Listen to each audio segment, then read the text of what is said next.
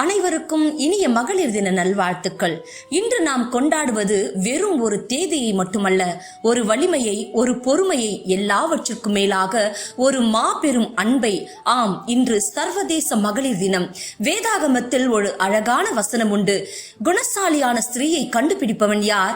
அவளுடைய விலை முத்துக்களை பார்க்கிலும் அதிகம் என்று சொல்லி, முத்து எப்படி சிப்பிக்குள் அமைதியாக இருந்து வழிகளை தாங்கி உருவாகிறதோ அப்படித்தான் ஒரு பெண்ணின் வாழ்வும்.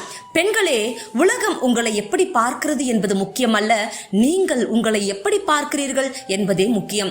எஸ்தர் என்ற ஒரு ராணி ஒரு சாதாரண பெண்ணாகத்தான் இருந்தாள். ஆனால் ஒரு தேசமே அழியவிருந்த நேரத்தில் செத்தாலும் சாகிறேன் என்று துணிந்து நின்றாள். அந்த ஒரு துணிச்சல் ஒரு இனத்தையே காப்பாற்றியது. உங்களுக்குள் ஒரு எஸ்தர் இருக்கிறாள். உங்கள் சூழ்நிலையை கண்டு பயப்படாதீர்கள். நீங்கள் பிறந்திருப்பது வெறும் வீட்டு வேலைகளை செய்ய மட்டுமல்ல, வரலாற்றை, சாதனைகளை படைக்க. அன்பு காட்டுவதும் கண்ணீர் சிந்துவதும் பலவீனம் என்று பலர் நினைக்கிறார்கள். ஆனால் இயேசுவை நேசித்த ஒரு மரியாள் எல்லாரும் அஞ்சு ஓடின போது அவள் அன்பு அதே இடத்தில் நின்றது, அவளை தேடியது. இன்றும் நமக்குள் இருக்கிற ஒரு மிகப்பெரிய ஆயுதம் அந்த அன்புதான். அது நமக்குள்ளே இருக்கிறது. நாம் ஒரு தாயாக, மகளாக, மனைவியாக இருக்கலாம். ஆனால் அதற்கெல்லாம் மேலாக நமக்கென்று ஒரு அடையாளம் இருக்கிறது.